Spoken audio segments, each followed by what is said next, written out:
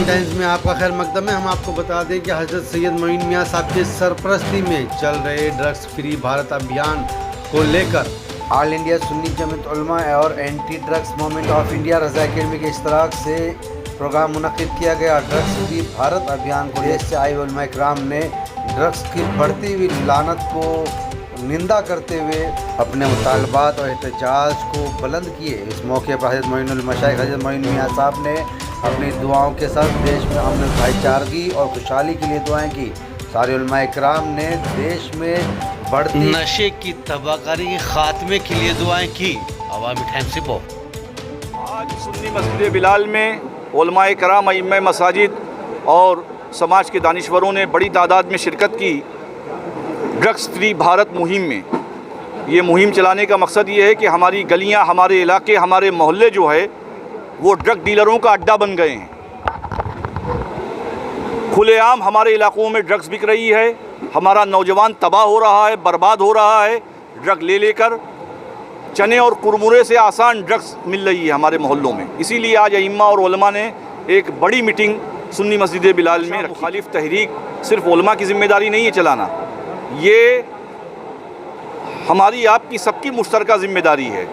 जो हमारे सियासी कायदीन हैं, जो सोशल वर्कर्स हैं, जो गलियों मोहल्लों इलाकों में एक्टिव हैं, जो लोग समाजी कामों में, उन्हें चाहिए, हमें चाहिए, सबको चाहिए मिलकर नशा मुखालिफ तहरीक को आगे बढ़ाएं और हमारे नौजवानों को तबाही से बचाएं, बर्बादी से बचाएं, घरों को उजड़ने से बचाएं। ये ज़रूरी ये है कि हम आप मिलकर इस तहरीक को आगे बढ़ाएं। ऑल इंडिया सुन्नी जमीयत उलमा और आगे चल के क्या क्या कदम उठाने वाली ड्रग्स के खिलाफ? देखिए, आज ऑल इंडिया सुन्नी जमीयत उलमा आलमी तहरीक रज़ा अकेडमी के ही कॉल पर बड़ी तादाद में उलमा, अइम्मा और सोशल वर्कर्स आए थे।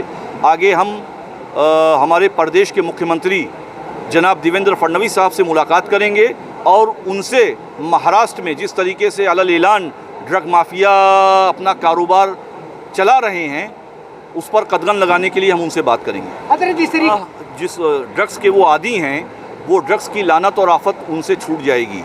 दूसरी बात ये है, जो सबसे अहम बात है, जो एक नंबर की बात है, वो ये है कि इस्लामी अखलाक व आदाब, कुरान से बच्चों का रिश्ता मजबूत कर लीजिए, यकीनन वो नशा नहीं करेंगे। अल्लाह के रसूल सल्लल्लाहु ताला अलैहि वसल्लम की तालीमात उन्हें बचपने से दीजिए, वो नशे से बचे रहेंगे, महफूज रहेंगे।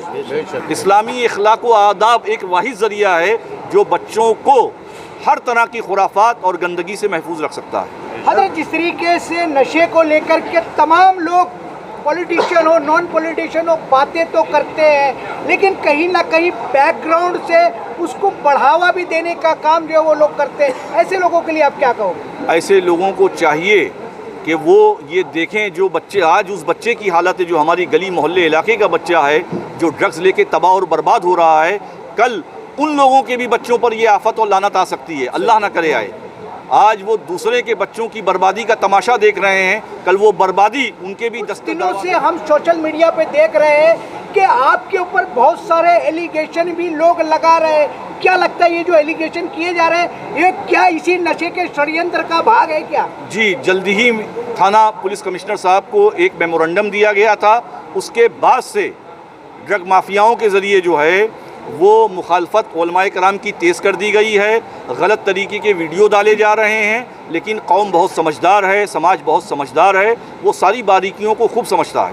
मुमरा में कुछ पत्रकारों पर FIR दर्ज हुई है। उनके ताल्लुक से ये मालूम हुआ है कि वो किसी ड्रग माफिया के इशारे पर इस तरीके की गलत न्यूज़ों को चला रहे थे। उलमा इकराम और अइम्मा मसाजिद का क्या रोल होगा इसमें?